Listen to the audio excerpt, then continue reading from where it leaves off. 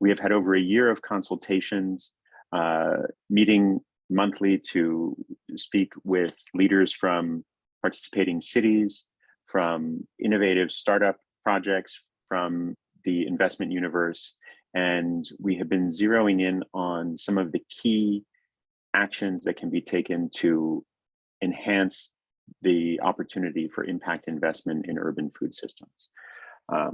This takes us to the development of a roadmap for scaling impact investment in urban food systems. This roadmap is intended to be a useful guide for city leaders, also for impact investors, and for others in the value chain who may have a role to play in facilitating the flow of impact investing, whether they are recipients or intermediaries or investors themselves from different sectors.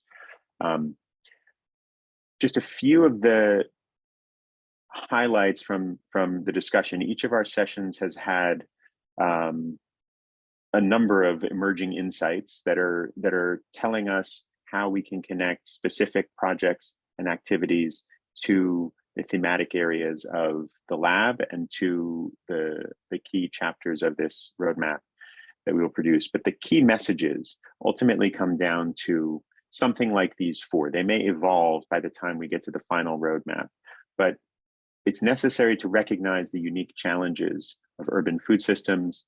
It's necessary to coordinate in order to get to scale. Often the scaling is left to be haphazard or to the market, so to speak, and that leads to inefficiencies rather than efficiencies.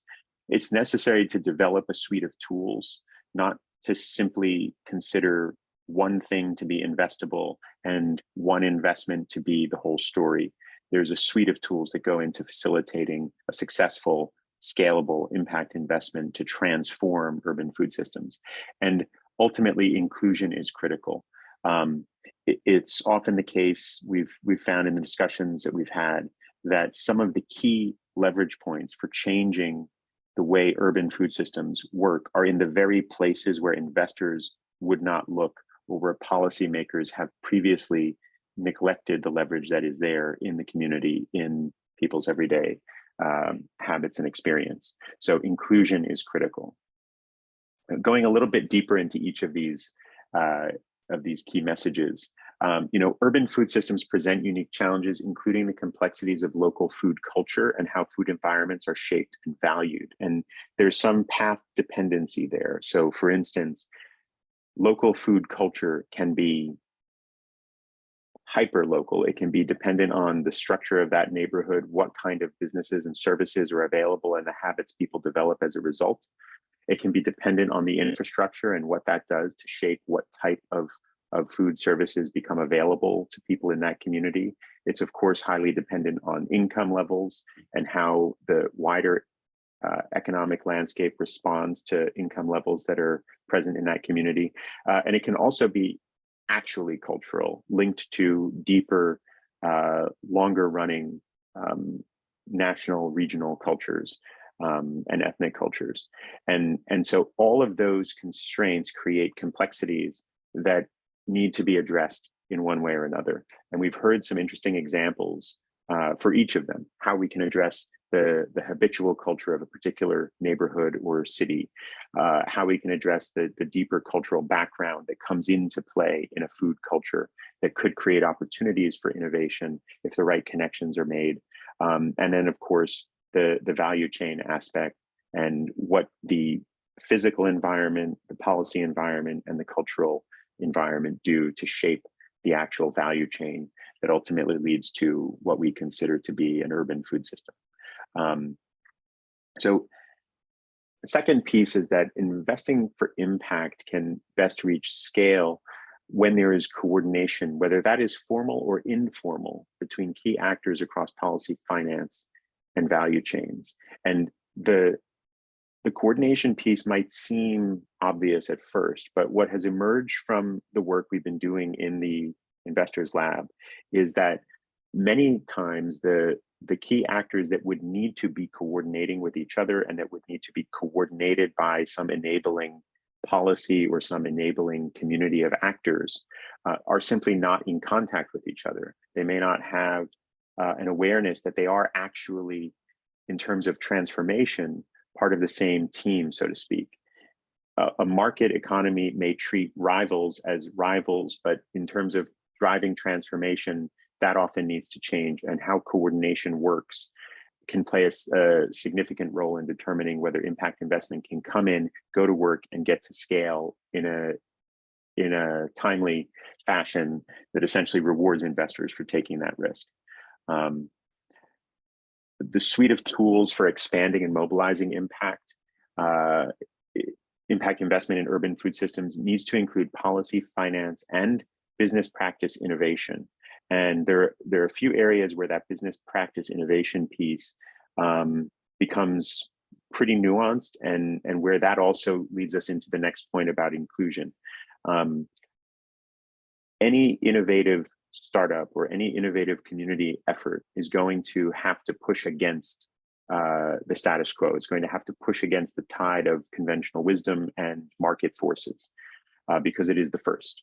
And sometimes, in the most fortunate cases, that appears obvious to everyone. It is new and interesting and viable, and resources are drawn to it.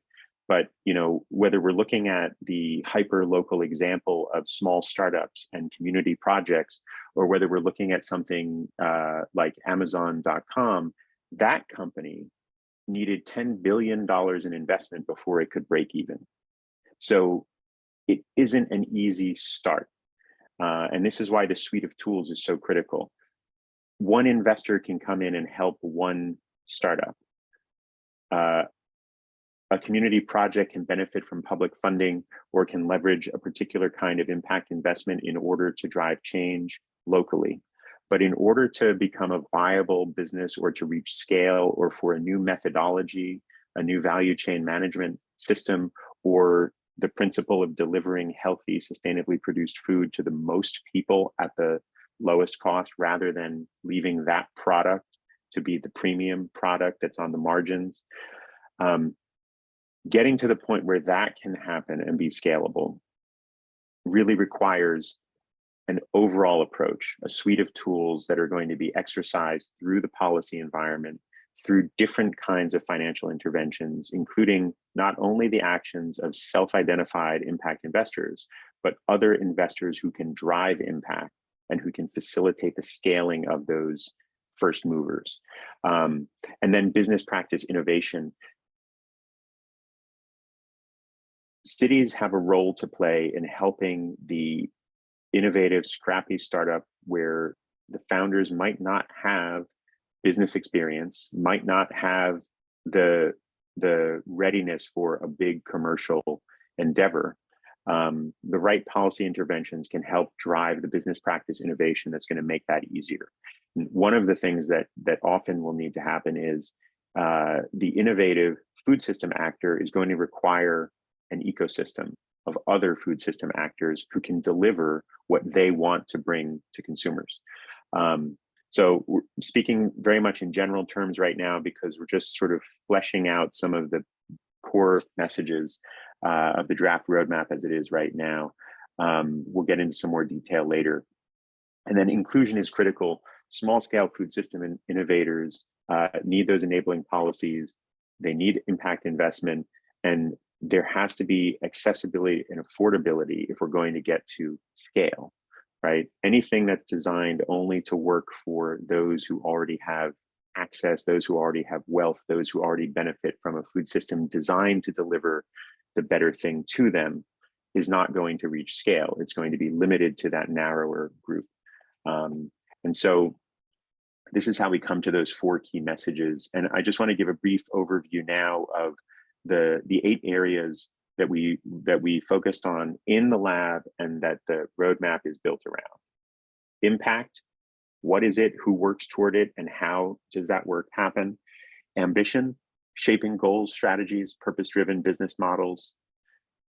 Data, how we track what's happening, how we develop the integrated metrics that are going to be useful for rewarding the better, newer kind of action that pushes against the status quo, the policy to enable what is happening, products, including financial services and consumer products, but also other actions throughout the value chain that are essentially products of a particular business activity and that are going to facilitate the integration of that overall value chain so that we get a system change rather than just a couple of innovators doing what they do for the time they can get away with it. Scaling, obviously this is a core focus here, but bringing these other threads together so that when we talk about scaling, we're talking about a series of actions, not just what might happen by chance if one is successful. Capacity across the value chain and recognizing that community level actors already naturally hold critical capacities for transforming food systems. The question is whether what is being done to transform food systems works through that local capacity or not. And then finally, community, functionally improve food systems on the consumer level and to actually build communities around the expectation that these innovative systems will actually will be going to work. So that's just a brief starting look at the roadmap. We're going to come back and go into some more detail and then have a discussion around some guiding questions for today. We'll hear from some of the city leaders about some examples of leadership. But first, I want to go to Karen Wohlert from the Baumhaus Berlin, which houses the neighborhood food innovation hubs project, the FoodSHIFT 2030 Innovation Hub project for Berlin. Karen, please tell us about your experience and the future of food systems as you see it.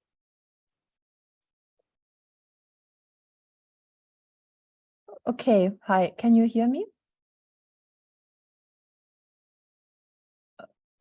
Yes, we hear you just fine. Okay, great. Welcome everybody. I'm Karen and I'm the lab leader of the FoodSHIFT Berlin lab, and our main focus is here. What we do since 3 years now is that we are building up a urban food hub network. That is not really a business. The idea is that we support citizen group, community centers, business, whoever wants to participate in all districts of Berlin to build up regular activities around neighbors coming together to do all the solutions that we can do bottom up for food system change, which is on the one hand, everything around food sharing or getting CSA boxes, so veggie boxes from community supported agriculture, and it's coming together to cook together and to invite more people to eat good food. So this is not a business, but what it does is it builds up a culture and it gives the opportunity for smaller food businesses to bring their products directly into the neighborhoods. So mostly small farmers from the region, but also we can build from that. And I think why I got invited to speak here is that we are building up this urban food hub network mostly by getting external investment, both in the shape of volunteer work or organizations chipping in support, but also by funding from the city. So over the last 2 years, we got another 500,000 euros from the city of Berlin, and now we have for the next 3 years another €1 million to build this up. So that's the one area, and also now we work on getting more funding for side projects. So we also support small food businesses to connect with these urban food hubs and to build up their businesses. Our work here, how we attract this small scale but still external investment, is built on our work, what we do in Baumhaus before. Baumhaus is a project space we built up in Berlin out of our neighborhood, where we create a space where people, organizations come together who want to take action for sustainability. And we support them in many ways, bring them together, create solutions together. And also for building this Baumhaus project up, We also got small scale external investment. So we got over 700 people and organizations to volunteer. We got a bank loan. We did 2 times crowdfunding. We got a couple of angel investors. So somehow we managed to get people to ship in. So I'm going to share with you a few points, what I think makes us successful on the small scale, and then I'm happy to answer questions and go into discussion. So I'm just going to follow the 8 points that you have on your roadmap draft. So the first point is that you said that the first critical step is to define the areas of impact to be pursued. And what we do with our FoodSHIFT lab, and what we also did when we started Baumhaus, is that we even did the definition of the impact as an open co-creative process. So for the Food Hub network, we did a 6-month process where we invited neighbors, citizens, food initiatives, the city, public administration to develop the exact idea and project together. So we asked, so what is the urban food hub? What's exactly the goal? What can we build up? And then we worked with this impact definition to continue. And we, so one could say that the first investment we did was the 6-month lab process. And of course, there we got funding from FoodSHIFT, but we also got the city government to finance a 6-month open process to define the urban food hub idea, which was a big leap of faith for the city, but which ultimately really paid off, because just from the beginning, we got all the stakeholders on board and we made it a common project, and we created a sense of ownership to the point that we did not ask the city or the administration to continue with funding, but they offered it to us. Or we did not ask businesses to ship in, but they offered it to us because they felt being part of the project. The second challenge, ambition, you say, is the definition of the ambition. And what we do is that we focus more on the concrete output. So we don't say our goal is to have 30% more organic food or something like that, but we on the one hand communicate on the very concrete output that we want to build up. So we want to build up these urban food hub places. This is like a very concrete vision people can be part in, and we connect it on the other hand with the very broad goal of food system transition. So we make the overall value in there, but then the goal formulation is very concrete and something we can actually do. And the same thing as we did with Baumhaus. We said, so we want to build this very concrete space as a space for catalyzing the transformation towards sustainability. But the ambition was really focused on the output. And we noticed that people who do have the ambition, they know that we need to take action for it, and they know that with small projects, we can change the world. So it's enough to just mention it broadly, but then focus on what we can really do together. And your third point is the theme of data.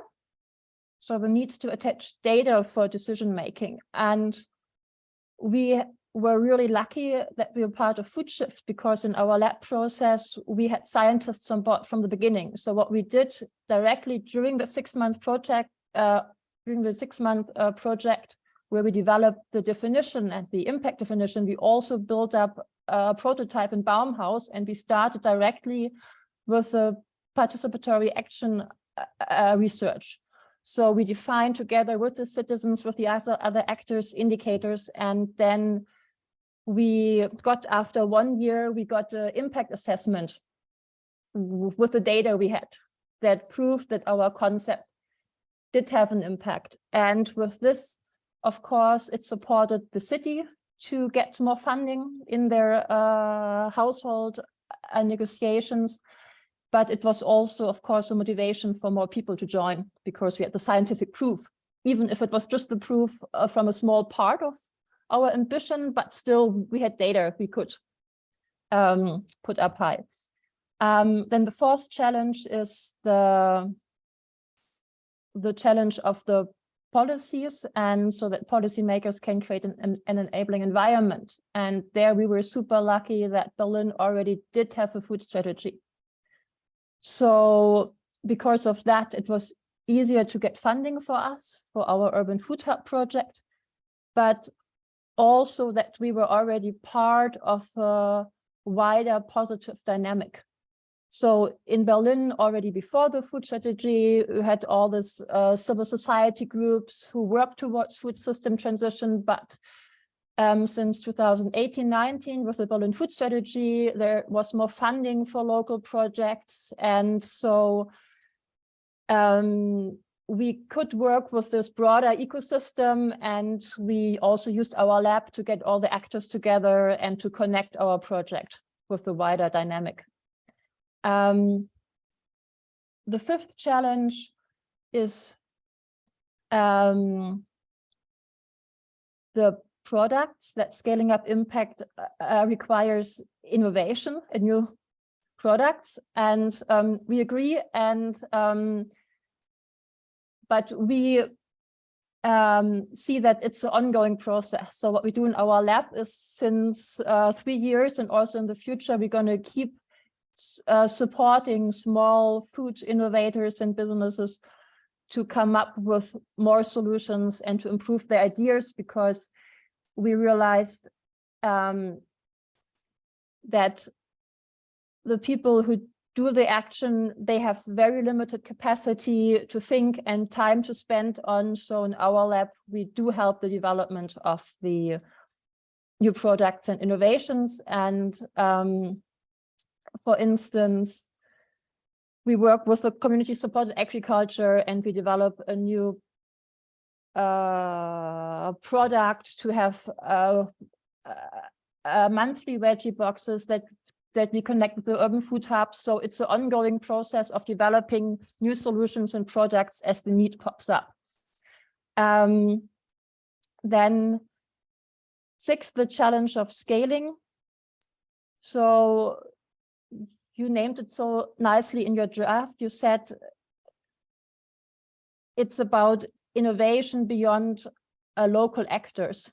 And this is exactly the challenge we are working with, because our focus is the outscaling of an idea. So we don't have one business or project that we want to make bigger, but we want to, but we work on that, like more people, more organizations can also build these solutions up. So on the one hand, our work is in the lab to create very simple frameworks that can be adapted by people, but then also to find the people who can do it, and to work with people who are maybe not the founder people, but more like normal people or people who do other projects as well. So how can we support them to organize these things and build it up? And for that, the funding by the city of Berlin, which we got, I think we managed to sequence that in a very nice way, because after the 6 months of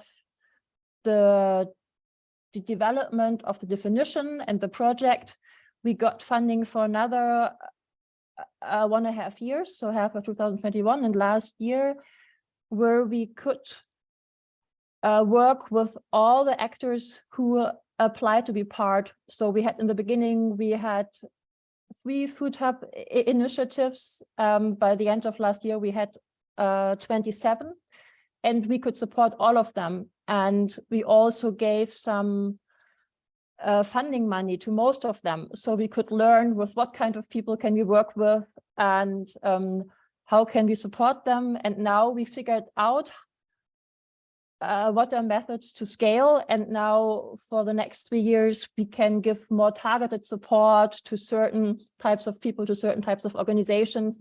But it's been a learning process, really, how to work with the different actors and people.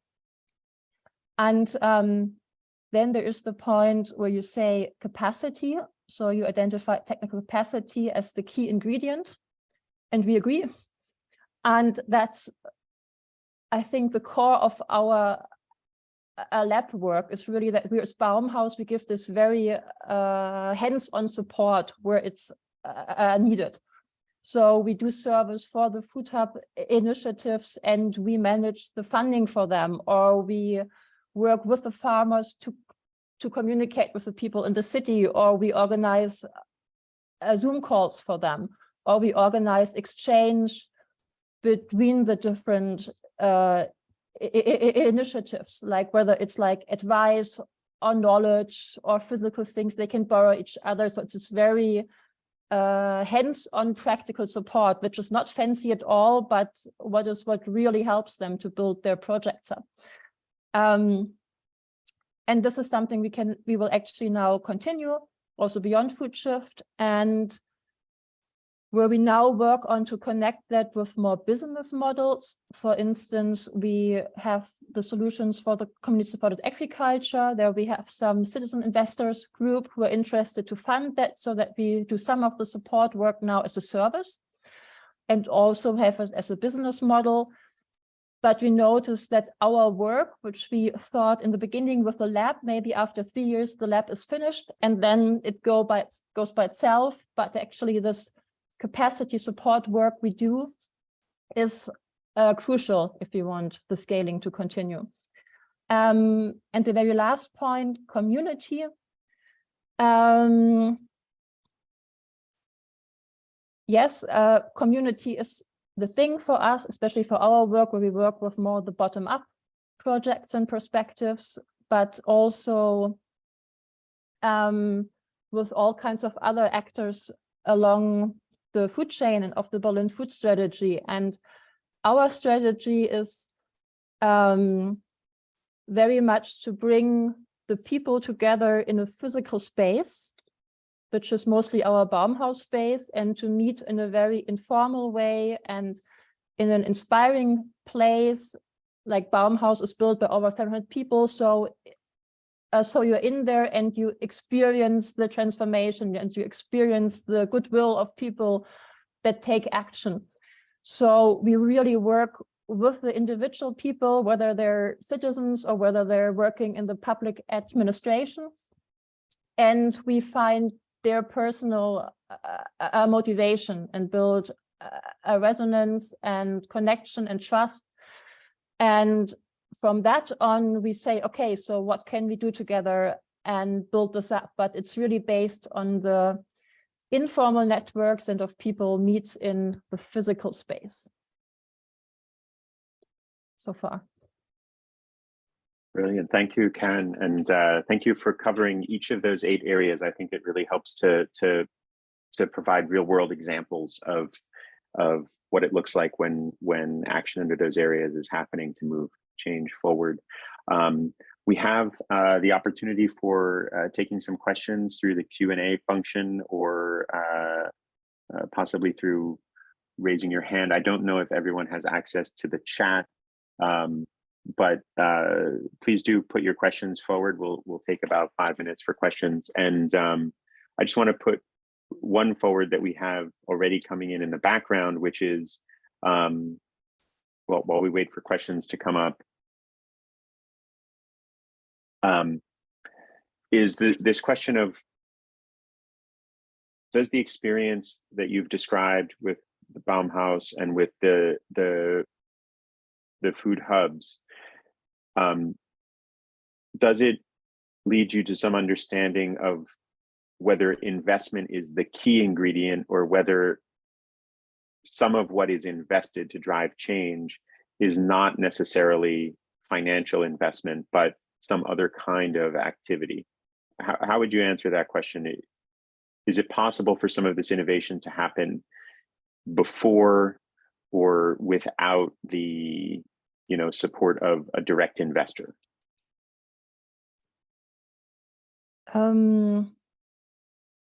Well, all the innovations we work with are started without investment, basically. So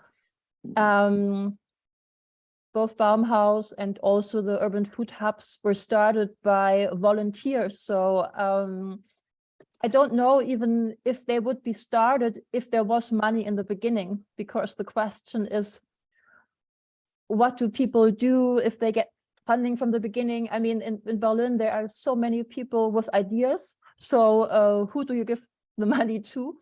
So, but then for scaling, there is no way that would be possible without funding.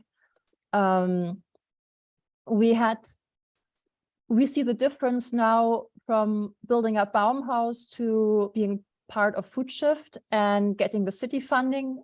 When we built up Baumhaus without city funding or other big investment, it took us 4 years or 5 years to really have built it up. And now with the Food Hub network, in just 6 months, we defined the idea and we grew the number of Food Hub initiatives. So I think scaling is only possible with money. I think that's a brilliant distinction that you've seen good things start voluntarily. And if money were there at the very beginning, those things may not have taken off. The money might have gone to someone else who is somehow seen as more eligible or more attractive to the investors. So there's these two things, right? There has to be the will, the purpose, which we've talked about before in other meetings, and then investment is critical for scaling. We have some discussion about interest in having a written or visual version of what you've presented, because it was, I guess it was very well received. So we will be providing a report on this meeting. So, and the meeting itself is being recorded. So we'll be able to go back and look at this. Do we have any questions coming in through the Q&A right now? If you are not aware, you are able to go to the bottom of your screen, click on Q&A, and you can pose questions there. Meantime, we have another point that was brought up in discussion earlier today, which is if we have an effort that operates at the community level like this, are there early stages where it would be interesting to bring investors into the discussion, into the co-creation process, to help them understand value in a new way that is linked to the specific innovations or the specific context that they might not otherwise see? Is that something that you've done or that you see as useful? What kind of investors are you talking about? Well, so I think, we're dealing in this lab, we're talking about impact investors. So those who have the will to drive change already, they want to see the impact.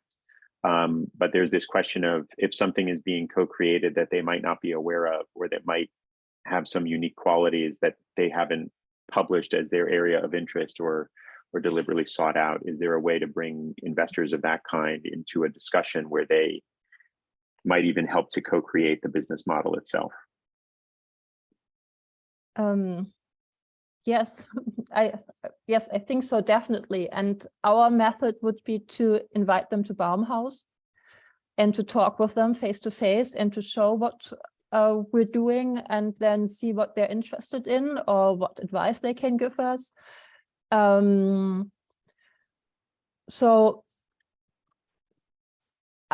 I think, like on a small scale so far, it already worked for us, that we, by coincidence, sometimes had people, and then we presented what we did, and we got some inspiring conversation, and they also built some trust that we actually know what we're doing, and they see that we actually can do something, and then they offer us their support.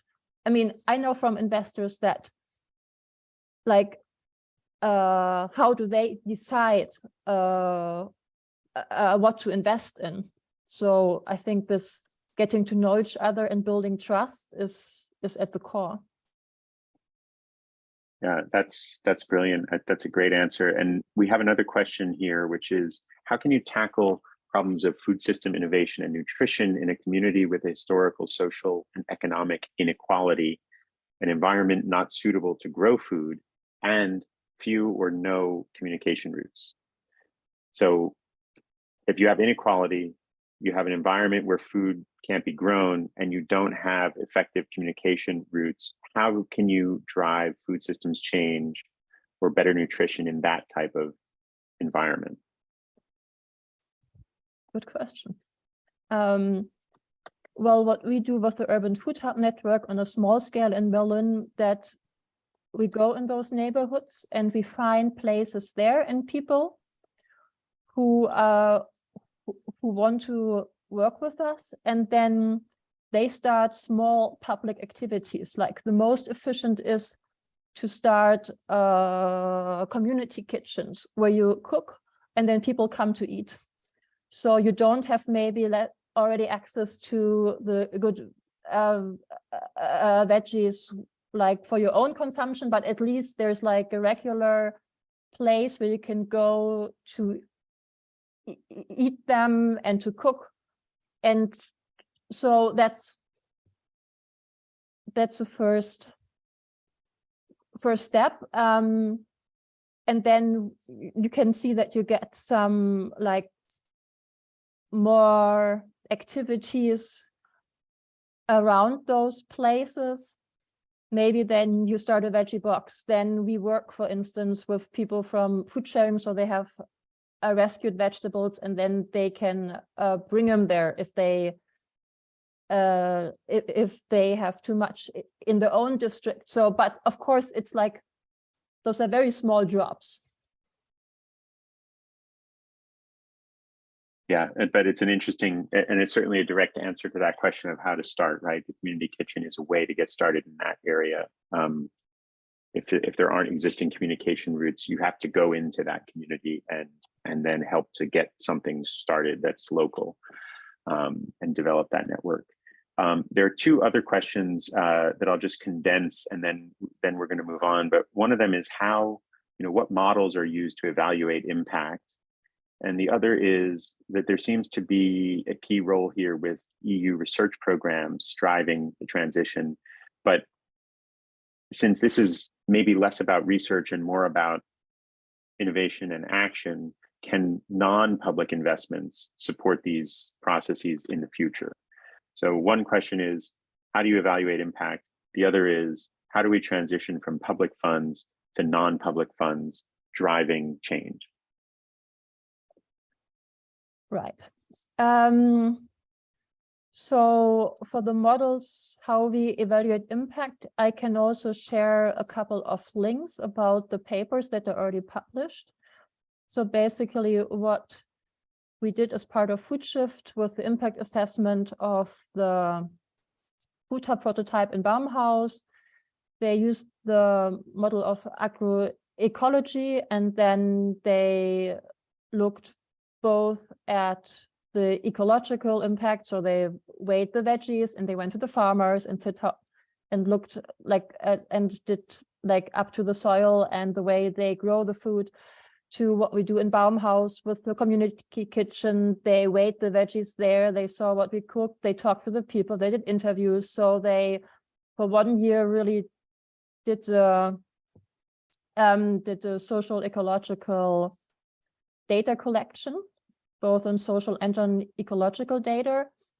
So now we have the impact of the activities in Baumhaus, and because the activities in the other food hubs are similar, we know roughly if we have more of these places, we're going to have more of the same impact. And we try to do next year, as part of another EU project, to do more data collection also in other food hub places. So it's work in progress. And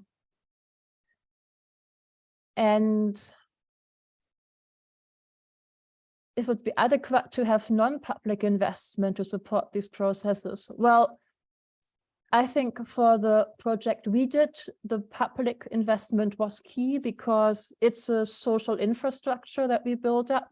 So the same way the city funds neighborhood centers, the same way I think are the activities we built up. And So, and also because we rely a lot on volunteer work, or also organizations who ship in as volunteers and do in-kind contributions. So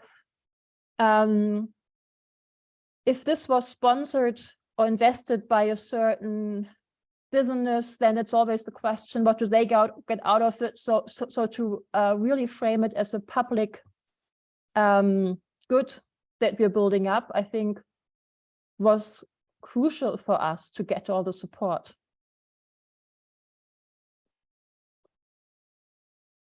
That's great. That's a really good, important point, I think.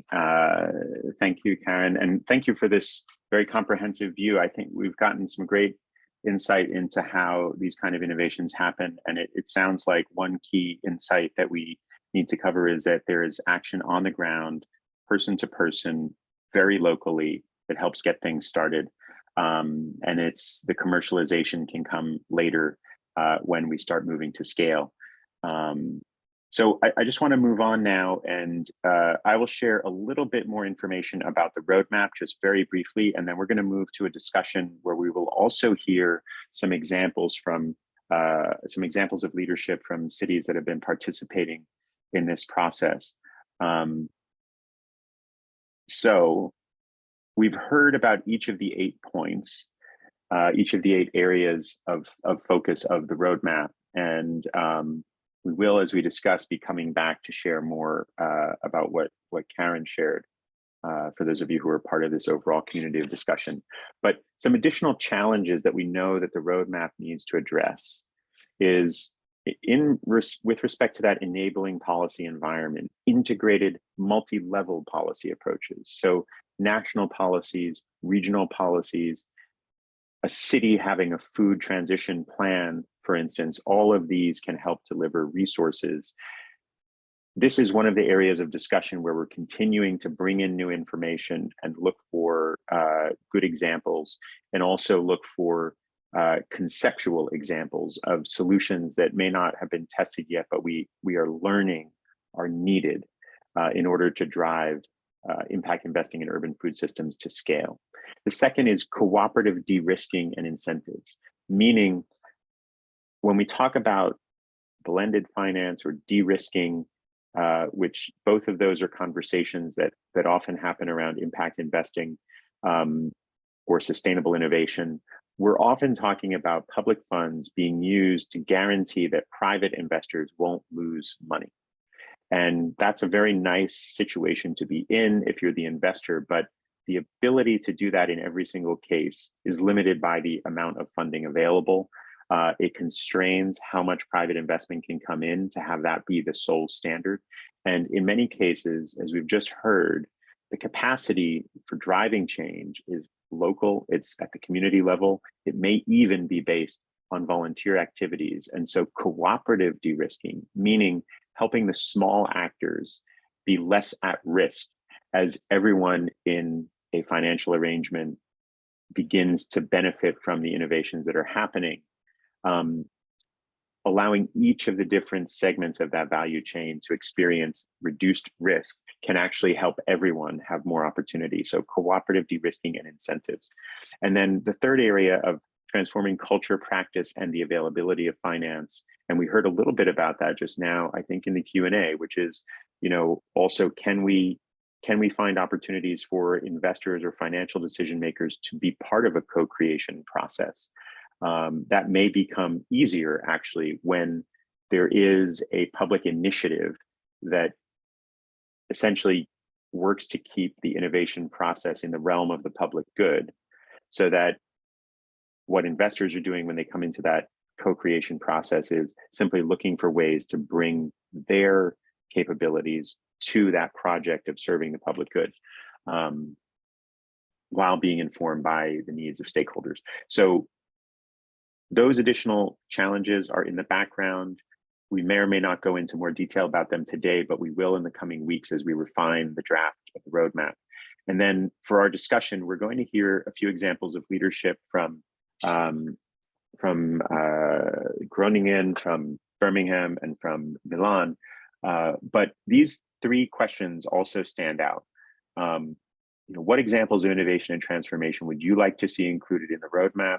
What experiences can you share that might help others? And do any of the focus areas that we've talked about, those 8 areas that Karen took us through just now, do any of those 8 focus areas stand out as needing more attention early on to facilitate the scaling up of new investment into healthy, sustainable food systems? So I will take this down now, and we will go to some of our city examples of leadership. I don't know if we have a sequence worked out, but Renske, would you like to start us off? Yes, of course I will. Thank you, Joe. In Groningen, we are about to start an app for entrepreneurs. And the idea is that built on blockchain. I'm currently doing another EU project around blockchain technology for local government, and that's why this came along. And the idea is, well, we talked earlier in this session, in these sessions, about the food wallet, and this could, in the end, who knows, maybe very well be doing something with food here. The idea is that we in the municipality, we have a lot of subsidies for entrepreneurs, but sometimes it's hard to reach them, or there's not enough, or the subsidies aren't known very well or are not being used very well. And we built on the experience of an app we had in the city of Emmen in the Netherlands, northern Netherlands, and there we had something that's called an energy wallet, and that worked terrifically well. There was an uptake in the process of project of where it was formerly 16% of the usage of the whole process, which was now 100%. So it really worked very well. And the idea is that we target entrepreneurs, SMEs, and we will probably start first with a sort of low-hanging fruit, you say in English, I think, and that's the energy saving things for entrepreneurs. There's a sort of funding for them, subsidies, where they can get money if they do some energy things. But the point with the app is, it's not about like, so we know the app will work, but my interest is from the point of the municipalities that if this works and there is an app and we have the entrepreneurs in the app, we can also reach out to them through the app once we've got other subsidies playing. And well, you could even think, well, this is a food project, of course, but you could also think of special targeting people who are in the food business in our city of Groningen, which might very well be. We are still a year and a half in the project, so who knows? That's well, that's my small contribution here. It's brilliant. Thank you, Renske. And it's such a great example of there's technological innovation happening. There's a public intervention to create a community, and then there's the optimization of the delivery of subsidies for innovative businesses. It's a really great convergence of some of these different factors. So I know we also have Andrea from Milan. Would you like to share your experience? Sure, Joe. Thank you very much. And thank you, Karen, for this really interesting case. As Milan, we work not in looking out through our municipality, but what we have done is to study our budget, to study our municipal budget through the lens of the food. This is why I'm working in the food policy, and the food policy department is not just an office, but a department with a budget, but not just the budget of the food policy is allocated for investment and activities related to food. So we spent in the last year, based on our experience and direct knowledge on how our budget is organized, different departments' budget and investment also allocated to public company, like the company that is working on the public canteen and the company that is working to manage the wholesale market. Through this map, for us, was a clear mapping that helped us to have better, clear decision. have the political commitment to be commit on dedicated and concrete projects, and help us also to identify assets, physical assets, like canteen, as I say, or infrastructures in the wholesale market that we can invest in the next years. And so in this way, we are looking inside our budget as a potential investor of ourselves, and how we can use the subsidiary of the investment through also external investment to organize the investment on specific assets. Thank you. Thank you, Andrea. And another great example, the city mapping food system entry points and sustainable outcomes across the budget allowed for identifying physical assets and where the city could act as an investor, right? Another really interesting example, taking a few of the eight different areas of focus, and I think bringing some real clarity to these complex questions, right? So we're going to be highlighting these examples of leadership and others, and we're also looking to bring some theoretical examples, some emerging or potential interventions that bring a few of these threads together in the roadmap. And now, Shaleen, did you want to share with us some of the work, the excellent work that Birmingham has been seeing happen to mobilize this transformation? Yeah, great. It was great to hear from everyone and see everyone.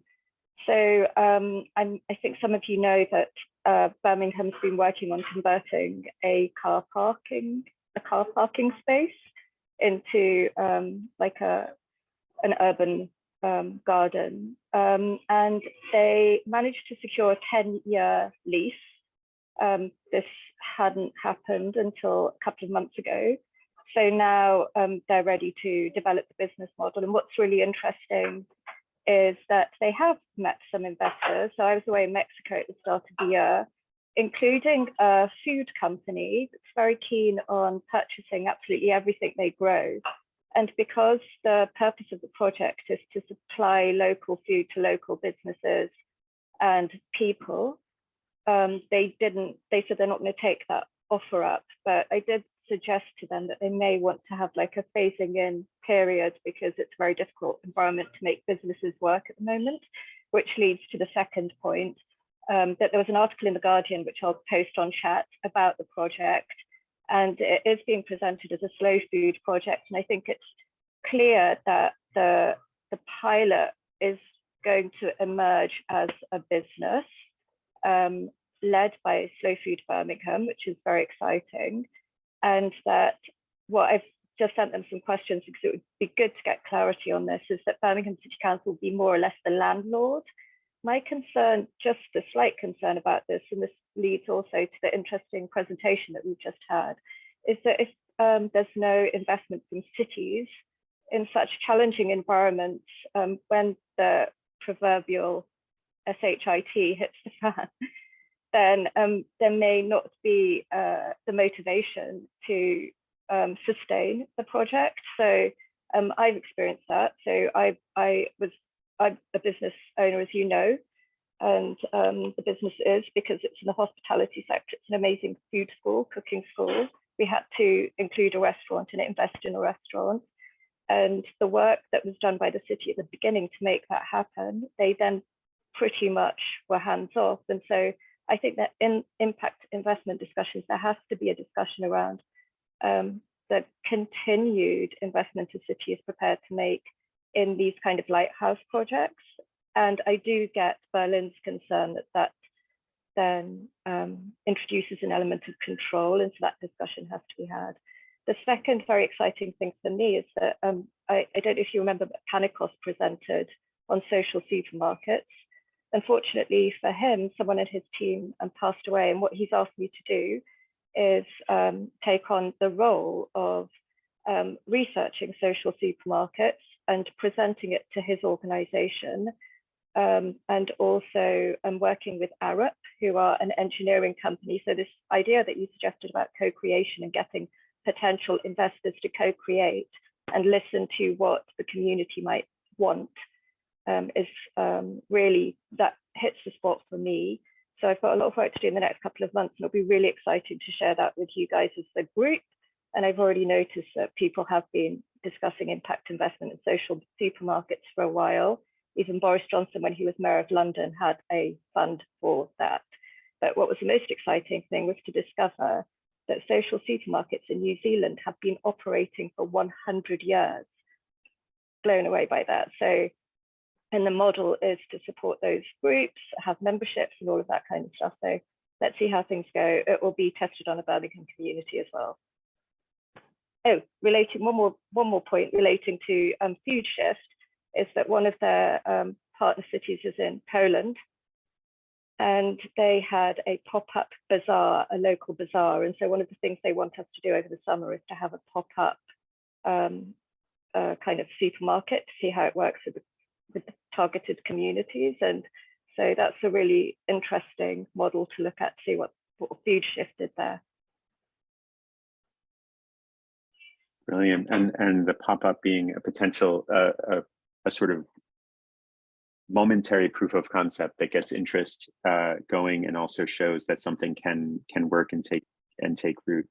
Thank you, Shaleen, for that background on the challenges of creating this kind of intervention, and even where what might feel like a good commercial offer could take the project off track and away from its intended purpose. And so there's this careful management of the development of the core project itself and the scaling that has to happen. If it's going to be a community related effort, it needs to have the community focus rather than take whatever offer comes. A really important, interesting challenge. And it sounds like that's a very particular area where public support is critical, to make sure that's possible, to say no when the wrong offer comes. So, which could of course take the idea to scale, but could take the impact away from the community.